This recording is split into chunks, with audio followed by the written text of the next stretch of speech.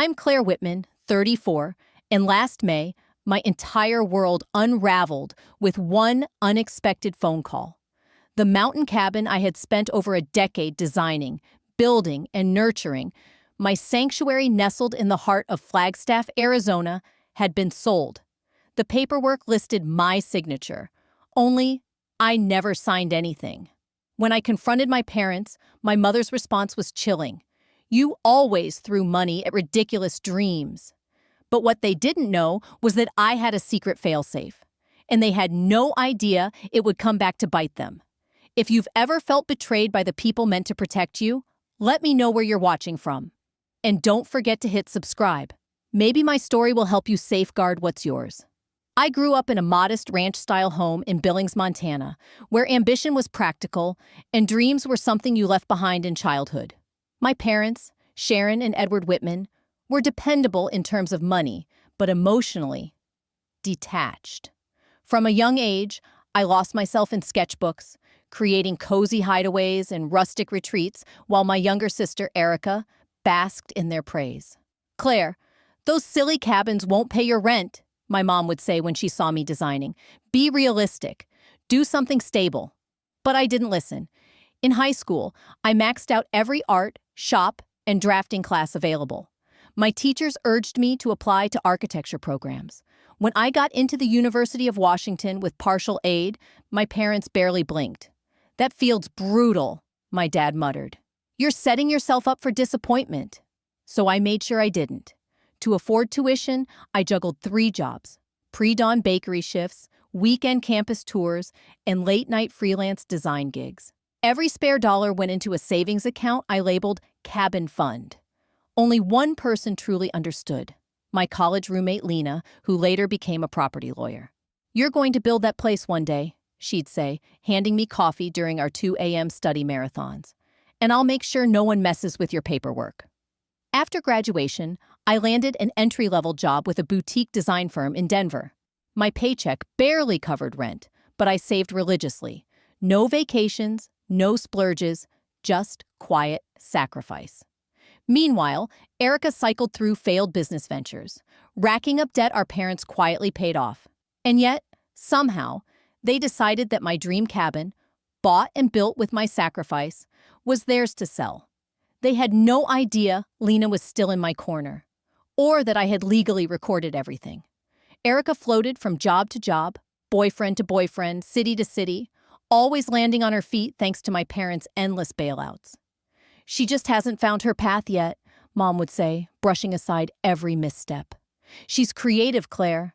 Not like you, with your rigid little schedules." In my 5th year at the Denver firm, I earned my first major bonus after securing a high-profile hospitality client.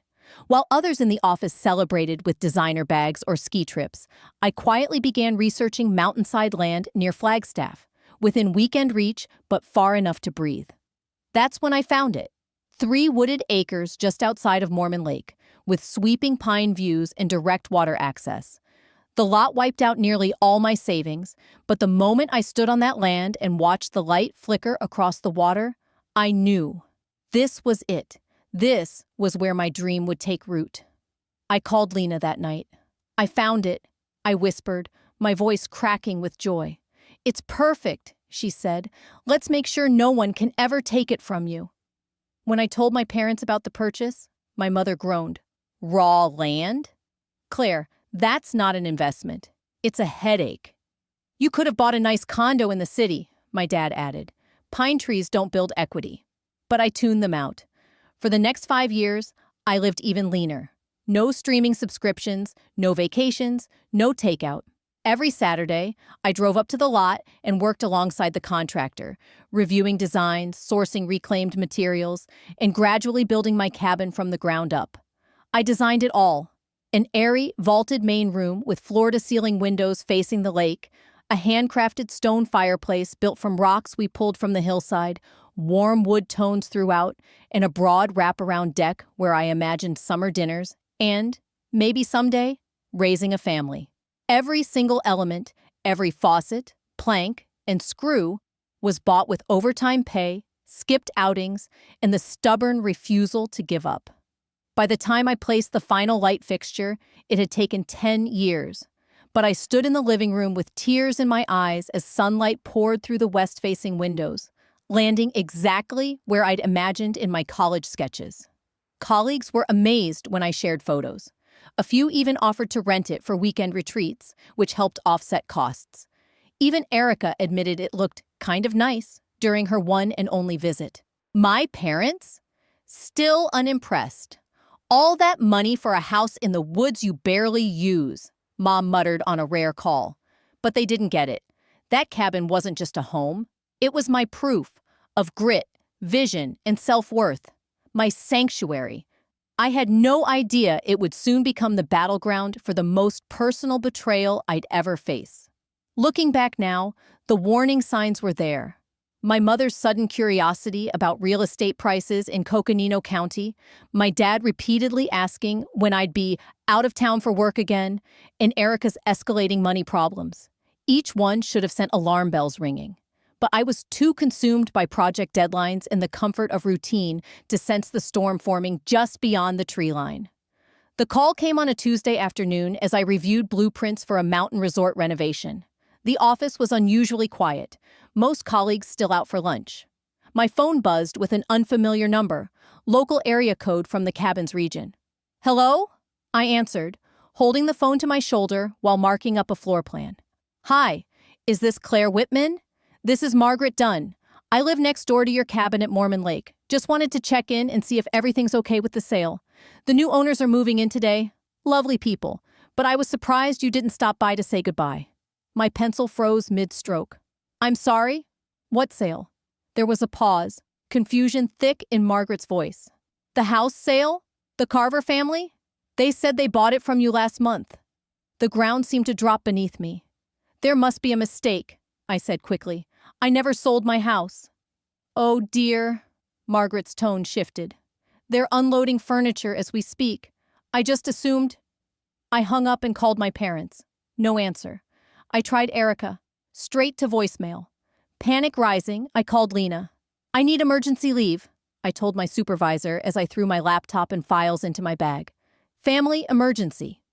The normally 2.5-hour drive turned into a crawl through rush hour traffic and roadwork detours. I contacted the local sheriff's office, but without immediate proof of fraud, they couldn't do anything. The sale appeared legally processed. I left voicemails for every real estate attorney I knew. My hands gripped the wheel so tightly they cramped. By the time I arrived at the lake property, the sun was setting behind the treetops, casting a soft orange glow over my cabin. Except, it wasn't mine anymore. A moving truck idled in the gravel drive. Through the massive front windows, I could see unfamiliar furniture scattered across the floors I had hand-finished.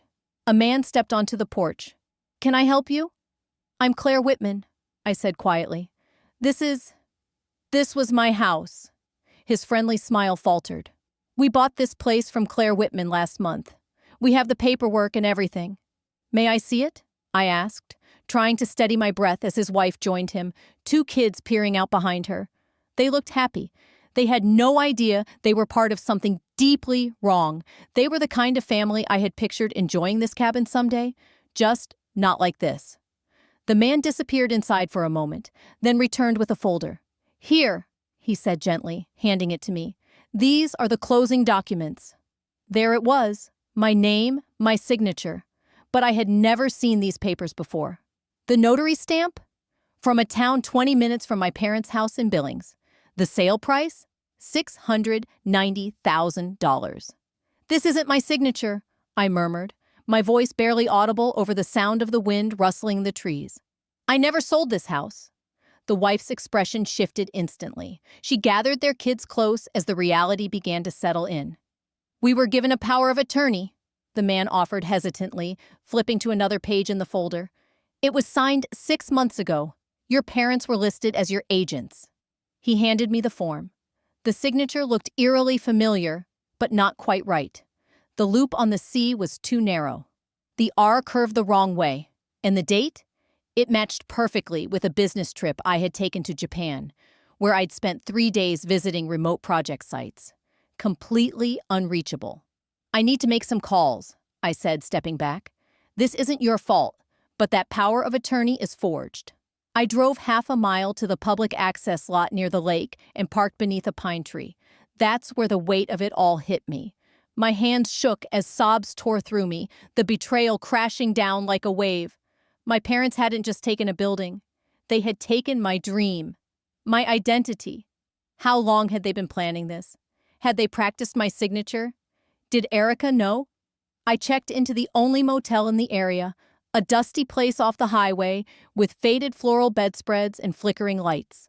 The clerk handed me a key with a sympathetic glance as I mumbled something about staying indefinitely. Once in the room, I called Lena.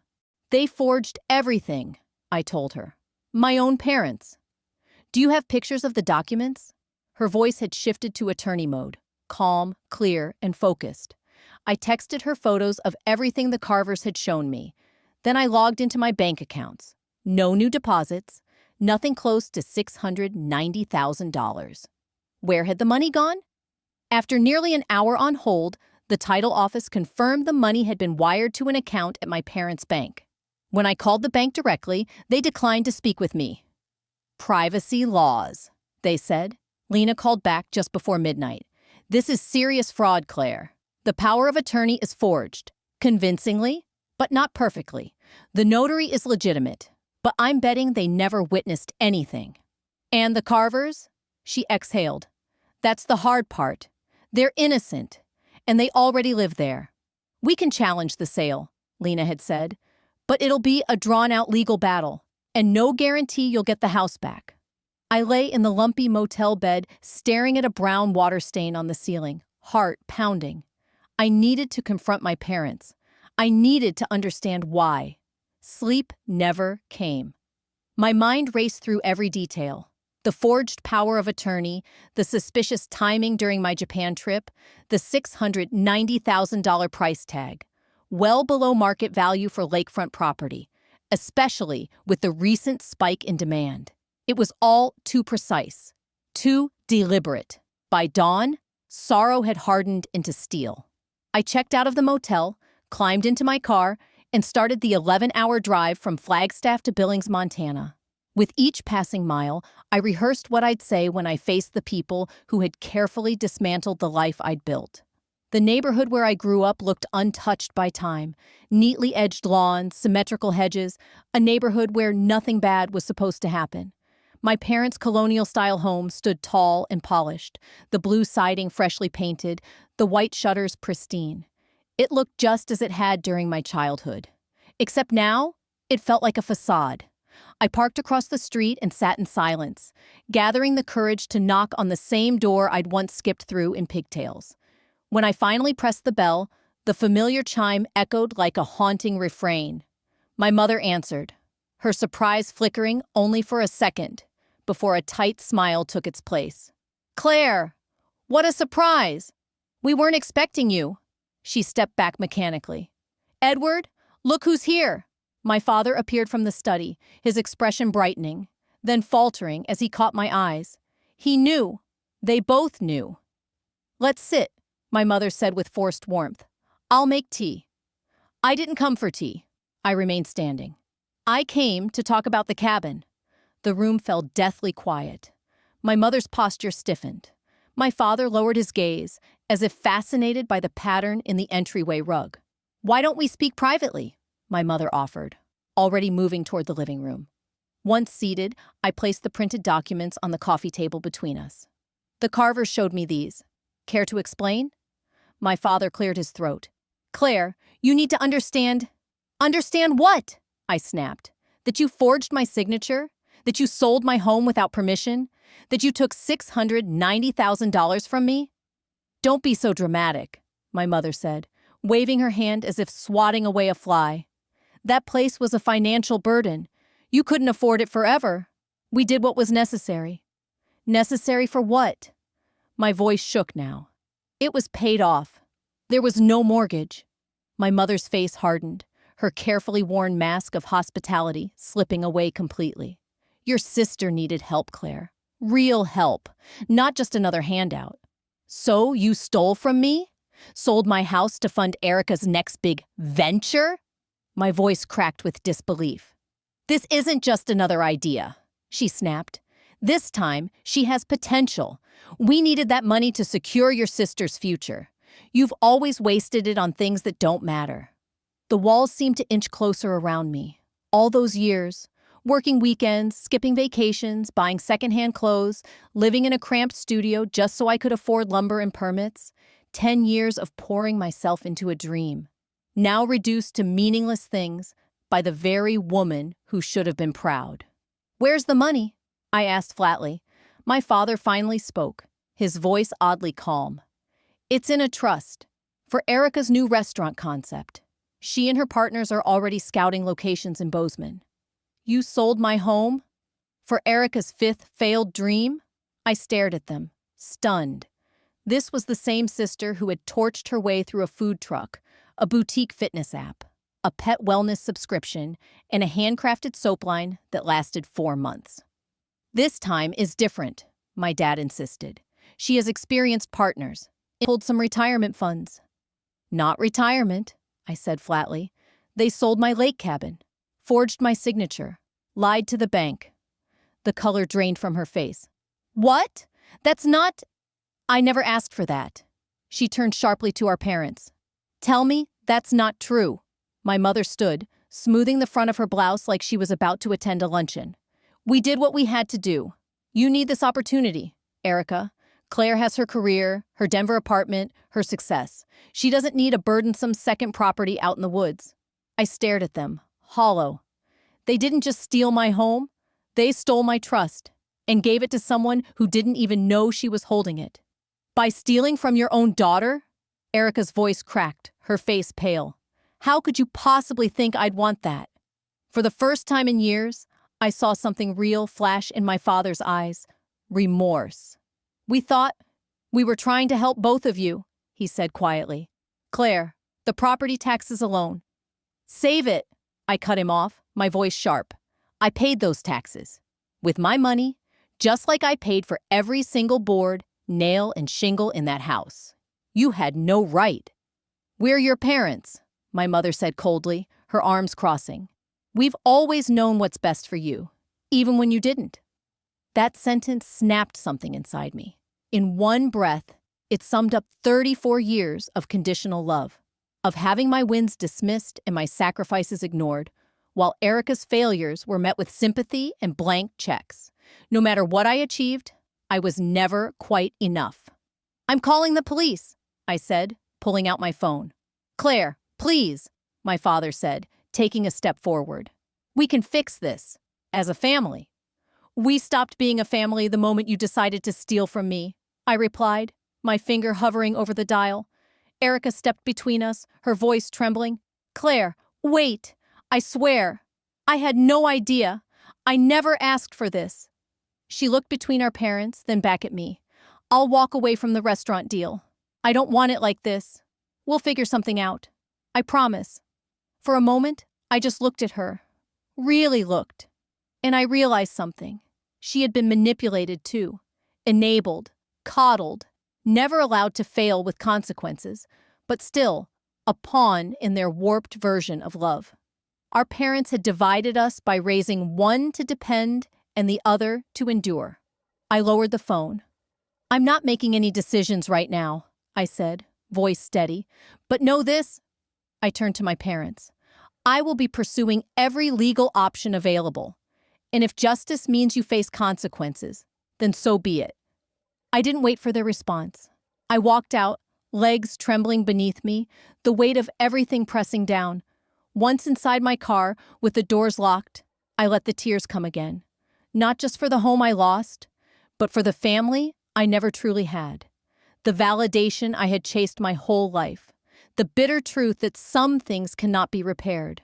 3 days later, I sat across from Lena's desk in her New York office. The skyscrapers of Manhattan towering behind her. It couldn't have felt more different from the peaceful lake views I once knew. "This wasn't amateur work," Lena said, pointing to the forged power of attorney. "See here?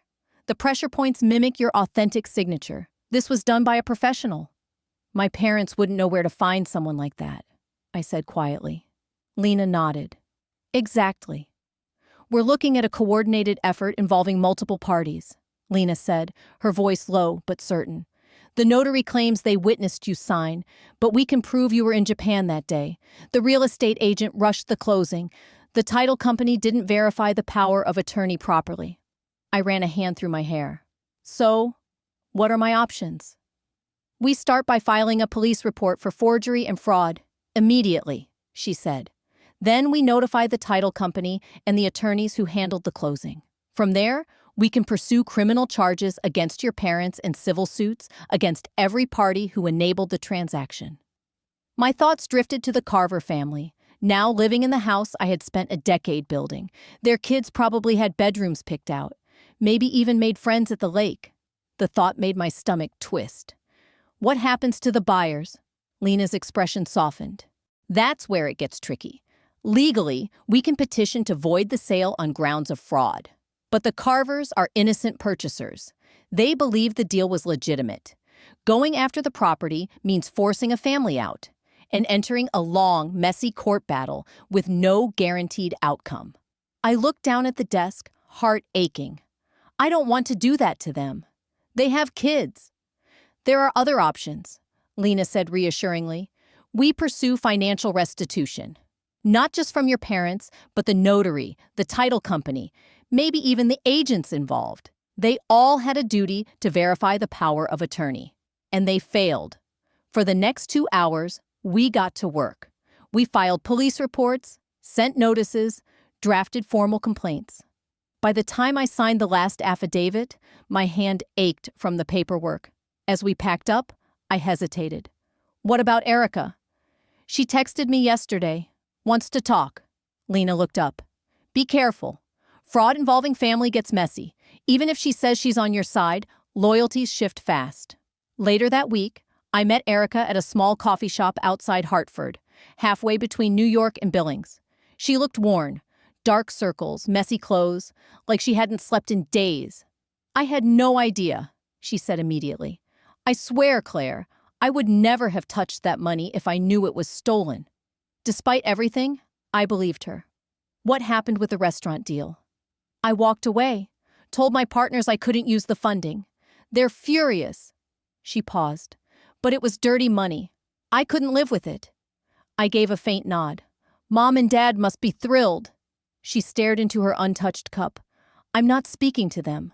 After you left, I confronted them. It got ugly, Erica said quietly, her hands curled around her coffee cup. Dad finally admitted, this isn't the first time they've done something like this. My stomach dropped. What do you mean? Remember Grandma Whitman's antique jewelry collection? She asked. The one Mom said Grandma wanted her to sell back when we were in high school? To help with family expenses? I nodded. I'd always believed that story. After Grandma passed when I was 16, Mom had given me a single pearl necklace, saying it was all that remained. Turns out, Erica continued, Grandma actually left those pieces for us, split evenly, to be given when we turned 30. I found the note she wrote in a locked box Dad forgot to clear out. The revelation shouldn't have surprised me, but it did. There had always been gaps, discrepancies. I just never thought to question them. There's more, Erica said hesitantly. I found receipts in Dad's office from 3 different casinos in Billings and Bozeman, and credit card statements that don't match their usual spending. My eyes widened. You think they're gambling? She nodded grimly. Serious stuff.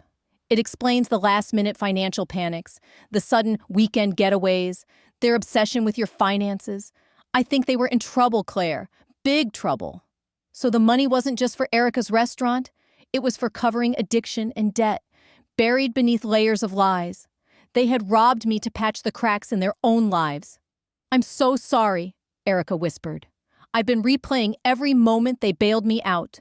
All the times I thought they were just being generous. Now I wonder, who else did they hurt to help me? As I tried to respond, my phone buzzed. A message from an unknown number lit up the screen. Hey, Claire, it's Margaret, from the cabin next door. Heard what happened.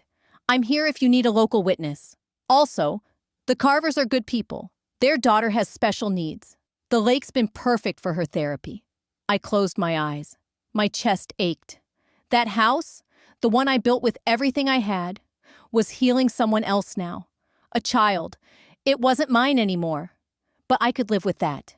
Because the Carvers deserved it more than my parents ever deserved to win. In the weeks that followed, the legal process began. Slow and painful. My parents hired a high-priced attorney who filed motion after motion, stalling the inevitable. I buried myself in work, accepting every project, drafting until midnight. Friends reached out, but I withdrew. How do you explain that your parents defrauded you? That your safe place is now someone else's? That now, even trust feels dangerous? Family friends started taking sides. Some called to offer support. Others weren't so kind. You always were too sensitive, my Aunt Laura said during a call I didn't ask for. Your parents were just trying to help Erica. Don't throw your family away over a misunderstanding. Isn't family more important than a vacation house? That line, spoken too many times by distant relatives, echoed in my head as I silenced yet another unknown number. I'd stopped answering calls unless I recognized the name. But 6 weeks into the exhausting legal process, I finally got a call that lit a spark of hope. It was Lena. "Remember when we closed on the lake property 10 years ago?" she asked. "And I insisted you get that special title insurance policy you didn't think you needed?" "Vaguely," I said. Honestly, it had all been a blur. Permits, fees, inspections. The last thing I remembered was Lena handing me a pen and saying, "Trust me on this." "Well," she said, voice rising, "I just found it in your file." The next day, I sat across from her in her New York office as she laid the policy on the table. "Claire, this is an owner's title insurance policy with fraud and forgery protection," Lena explained. "It's not standard, but I always recommend it for big purchases like yours." I stared at the document, the lines and language swimming before my eyes. "So, what does this mean exactly?" "It means," she said, breaking into a smile, "the insurance company is obligated to compensate you for any losses related to forged documents, fraud, or impersonation that affects your legal ownership." "You mean they'll pay me $690,000? "Not just that," Lena corrected. "They'll pay you the current market value of the property. That lake house has appreciated since you bought it." It was the first genuine flicker of hope I'd felt in weeks. Relief washed over me like warm sun on cold skin. "And," Lena added, "because the insurance company is footing the bill, they'll go after the responsible parties to recover the money. They have far more legal weight and investigative power than we ever could." The following week, I met with Jack Thornton, the insurance company's fraud investigator. He was direct, methodical, and relentless, flipping through documents, comparing signatures, and cataloging every record I had kept. "This is one of the cleanest cases of title fraud I've ever seen," he said after hours of review. "And Ms. Whitman, your record-keeping is extraordinary. You made our job easy." My architectural training and borderline obsessive filing habits had finally paid off. I had documentation for everything, from building permits to window deliveries to every single property tax receipt. "So what happens now?" I asked. "We'll order an independent appraisal," Jack said. "Then we'll issue your compensation and begin formal recovery proceedings." He hesitated. "That will include civil damages and criminal charges against your parents." My stomach twisted, but I nodded. "I understand." Jack checked his notes. "Also, we'll investigate whether this was part of a pattern.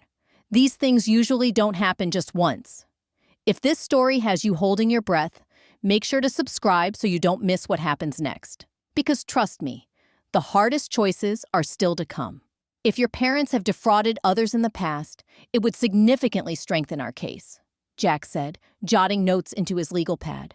I thought about what Erica had told me, the truth about Grandma Whitman's jewelry, the buried family secrets, and the growing suspicion that our parents had long been hiding gambling issues. "You might want to look into their activity at local casinos," I added. "My sister believes they have a problem." Jack nodded. "We'll look into it thoroughly." He estimated the appraisal on the lake property would be finished within 2 weeks. In the meantime, Erica had followed through on her promise. She'd completely stepped away from the restaurant venture. Her partners were furious. She lost business contacts, credibility, and momentum. She took a temporary job at a friend's landscaping company outside Bozeman, just to keep busy while figuring out her next move. We spoke often now. The shared trauma of our parents' betrayal had created a deeper bond between us than we'd had since childhood. Mom tried to visit me at work today, Erica told me during one of our evening calls. What did you do? I refused to see her, she said flatly. Dad's leaving voicemails, saying they want to explain, to talk things through. Are you going to? No, she said without hesitation. They've manipulated both of us for years. Me, by rescuing me from every mistake so I'd never grow up. You, by tearing you down whenever you succeeded, so you'd never believe you were enough. I'm done. As Jack's investigation progressed, our parents grew more desperate. They flooded our inboxes with emails begging for reconciliation, sent their pastor to speak on their behalf, and even showed up unannounced at Lena's office in Manhattan, causing such a disruption that building security had to escort them out. "You're our daughter," my mother sobbed as she was led toward the elevators. "How can you do this to your own parents?" Her words echoed in my mind for days. How could I do this? But during a therapy session, one of many I'd started to help unpack the betrayal, my therapist looked at me and said gently, "Claire, your parents violated your trust and your legal rights. What's happening to them now isn't punishment. It's a consequence." That distinction helped release the guilt I hadn't even realized I was carrying. I wasn't seeking revenge. I was protecting myself. 2 weeks later, Jack called again. "We've completed our investigation and the property appraisal," he said. "Can you come into the office tomorrow?" His tone was neutral, careful. I hesitated. "Is there a problem with my claim?" "Not at all," Jack said. "But there are some findings you'll want to hear in person." That night, I barely slept. My mind ran wild with possibilities. What if the forgery somehow wasn't provable? What if my parents had found a loophole? Or worse, what if the insurance company tried to lowball my payout? By morning, I was mentally armed for a battle as I walked into the insurance company's Manhattan office. But instead of tension, Jack Thornton greeted me with something that almost looked like excitement. "Ms. Whitman," he said, gesturing to a seat, "are you aware that 3 months before your property was sold, the Mormon Lake area was rezoned for commercial development?" I blinked. I've been buried in a project at work. I haven't kept up with zoning news. Jack slid a report across the desk. "Based on that zoning change and recent comparable sales, your lake property's current market value has been appraised at approximately $1.8 million. The room swayed slightly. $1.8 million? He nodded. "Your parents sold it for under $700,000. They didn't get it appraised. They either had no idea what it was really worth, or they were in such a hurry to liquidate that they never checked." For the first time in weeks, I smiled. The home I'd built with 10 years of sweat, sacrifice, and skipped vacations, the one they called a financial burden, had tripled in value under their noses. "Our company will be issuing you a check for the full $1.8 million, Jack said. "Then we'll pursue recovery from all responsible parties. Your parents, the notary who facilitated the fraud, and the title company that failed to verify the power of attorney." As the reality settled in, I felt something shift. The betrayal still ached, but now there was poetic justice. Their greed hadn't just failed, it had benefited me. "There's one more thing," Jack added. "Your sister, Erica, contacted us yesterday. He's offered to provide documentation about your parents' gambling history and prior questionable transactions. That kind of family testimony adds serious weight to our case. Erica's decision couldn't have been easy.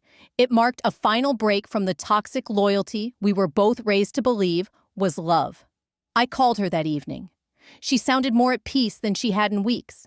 "It's the right thing to do," she told me. "They've cleaned up my messes my whole life. It's time I help clean up theirs."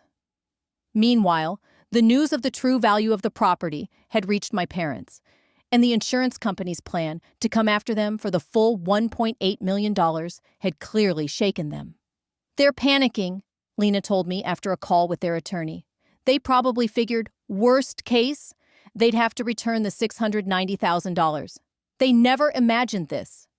They never imagined being on the hook for nearly $2 million, Lena said, plus legal fees and possible criminal charges. Do they even have that kind of money? I asked, realizing how little I actually knew about my parents' true financial situation. Not even close, she replied. The financial investigation revealed they've burned through most of their retirement savings. Gambling losses, risky investments, credit advances. They have equity in the house, a few investment accounts, and your father's pension. But if this judgment sticks, they'll be financially ruined. That should have brought some sense of justice, vindication. But what I felt was complicated. These were still the people who taught me to read, who packed my lunches, who clapped, albeit stiffly, at my college graduation, even though they never supported my career in architecture. Their betrayal hadn't erased those memories, but it had corrupted them, tainting even the warmest moments with the realization that their love had always come with strings attached. As the insurance company prepared to file suit, the Carvers, the family who had unknowingly bought my lake house, reached out through their attorney. They're horrified by what happened, their lawyer said. They want you to know how truly sorry they are. They've offered to vacate the property if that's what you want, though they'd love a chance to stay. That kind of integrity only solidified what I'd already decided. I wasn't going to fight for the property anymore. That chapter was closed. What mattered now was rebuilding, from the ashes of betrayal into something stronger. True to their word, the insurance company moved quickly. 6 weeks after my meeting with Jack, a check for $1.8 million hit my account.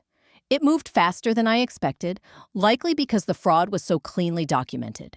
They didn't want me to have the money because they couldn't control it, or me, if I did. What do you plan to do? I asked. We're considering it, Michael admitted. With that money, we could buy a home even better suited for Emma's therapy and still have a cushion for her future care. But we couldn't accept it without speaking to you first.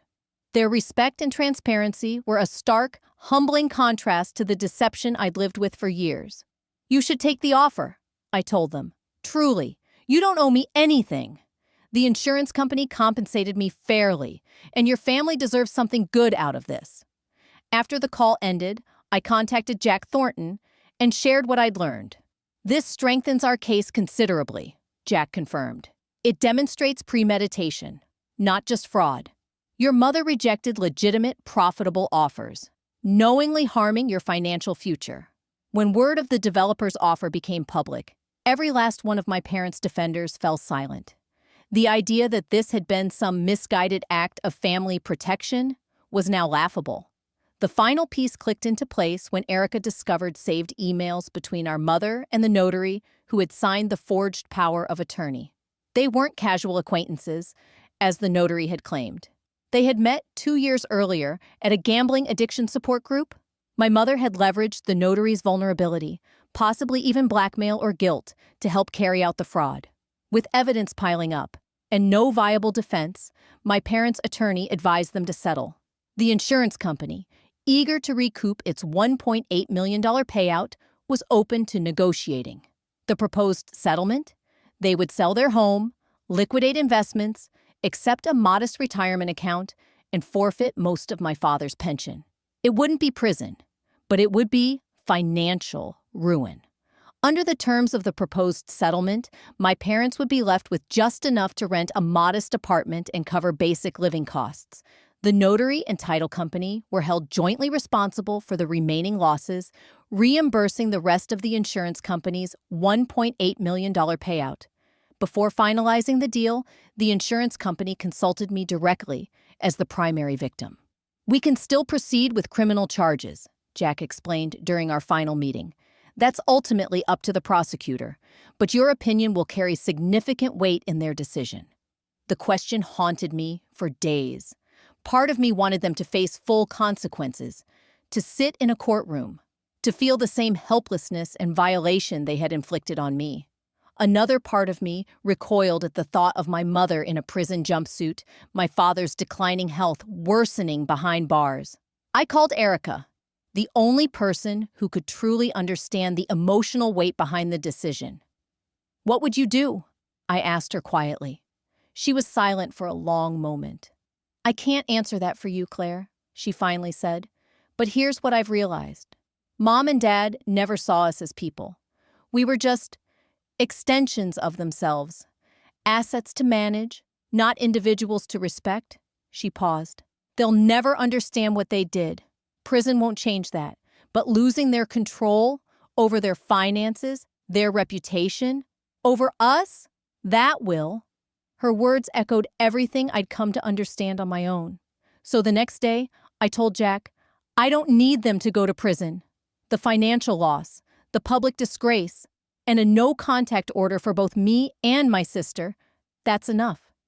And so, the settlement was finalized.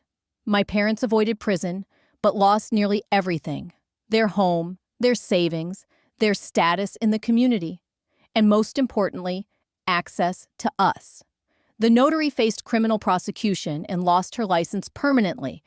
The title company and real estate agency paid hefty fines and instituted stricter fraud prevention protocols. As for the Carvers, they accepted the $3.2 million offer from the developer and bought a new, fully customized home designed specifically for Emma's therapy needs. It had indoor hydrotherapy, adaptive living spaces, and a view of the mountains. A month later, they sent me a handwritten card with a photo of Emma beaming in her new therapy pool. A reminder that even through betrayal, good can take root. The irony wasn't lost on me. The wasteful indulgence my parents had scorned, my lake house, had secured my future, and Emma's too. My vision, my dedication, my proof. When the Carvers' sale to the developer hit the local news, highlighting plans for a luxury eco-resort that would bring jobs and tax revenue to the Mormon Lake community, it had an unexpected ripple effect on my life back in Denver. My colleagues at the firm, who had been so many of my past decisions. The lake house was gone, but what it had given me, security, self-worth, and the proof that I had built something meaningful entirely on my own, would last forever. 6 months after the insurance settlement cleared, I stood barefoot in the middle of my newly renovated Capitol Hill apartment in Denver. Everything about the space was intentional. The finishes, the materials, the light, less rustic than my cabin, more urban sophistication. Floor-to-ceiling windows offered a sweeping view of the skyline with a glimpse of Sloan's Lake in the distance. A different kind of water, but still calming.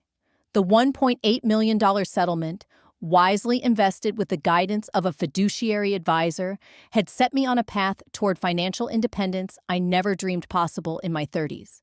This new home wasn't born of sacrifice. It was born of resilience. Healing hadn't been linear. Some mornings I still reached for the cabin keys on instinct. Other days, a passing smell, cedar, fresh-cut grass, made me pause, breathless with memory. But more and more, the peace outweighed the pain. Therapy had been crucial. Family betrayal cuts deeper than most wounds, my therapist said during one session, because the people who were meant to protect you were the ones who inflicted the harm. Grieving wasn't just about the house. It was grieving the idea of the family I thought I had, acknowledging that my parents never truly supported my independence. Their mindset, my therapist observed, was that your resources were family resources, theirs to allocate. But they never applied that same logic to their own choices or your sister's needs. That insight helped explain why it happened. Not excuse it, but understand it. And Erica had been on her own journey too, untangling years of codependence, guilt, and inherited blind spots.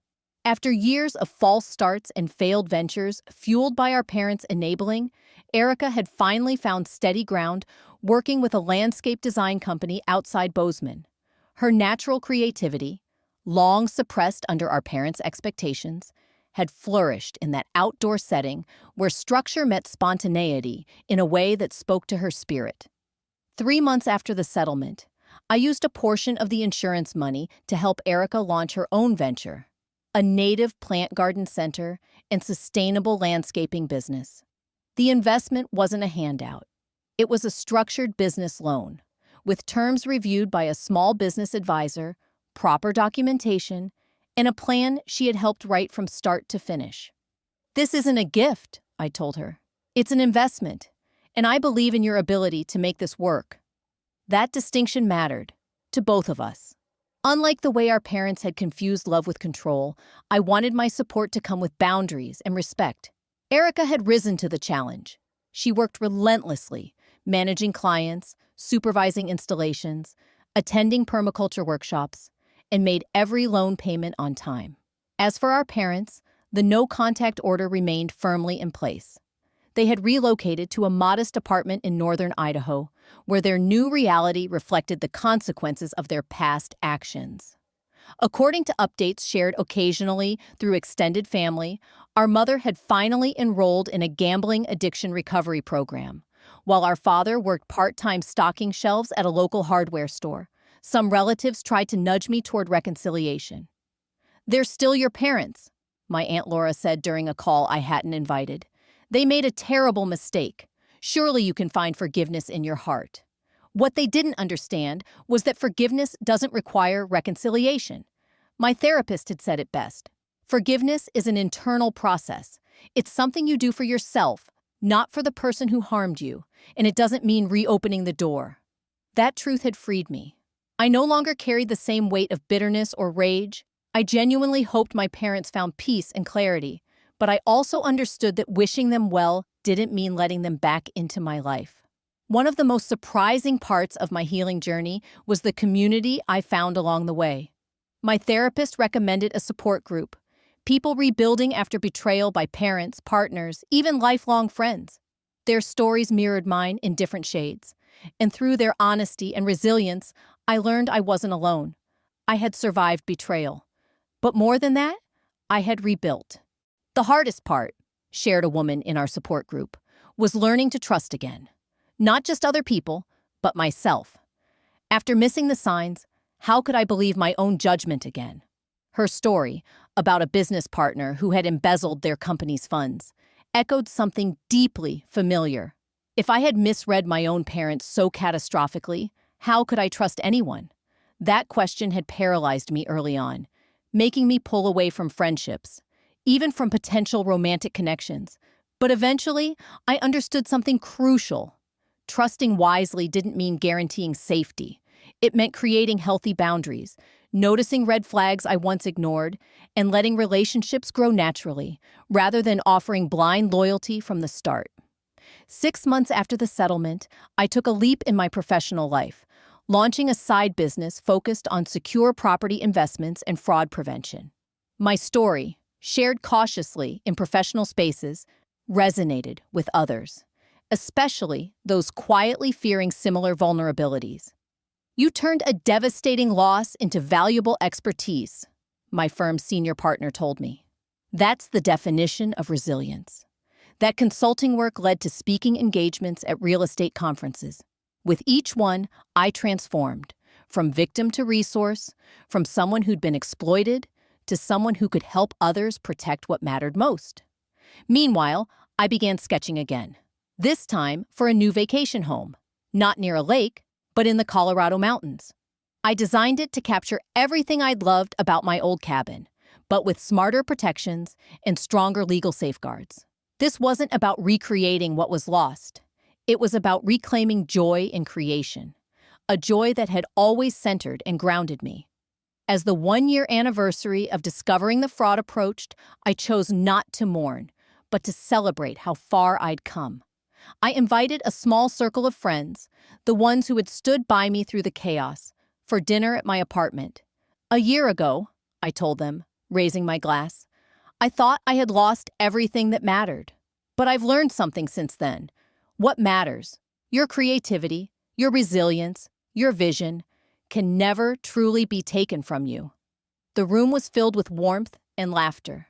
These people celebrated my victories without trying to control them, and stood by me in loss without using it against me.